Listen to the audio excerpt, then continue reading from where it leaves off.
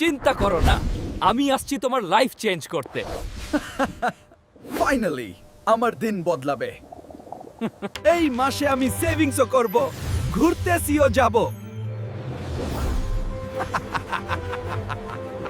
আমরা সব খরচ চলে আসছি। আরে এতগুলা একসাথে কেন? আগে রুম ভাড়া দাও, বাড়িতে থাকার দাম এত বেশি কেন রে? আমাদের ছাড়া বাঁচা যাবে? তোরা আমার স্যালারি শেষ করে দিবি।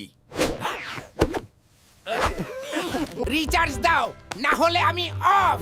তুইও আমার উপর বস হয়ে গেলি। আমি থাকতে পারলাম না।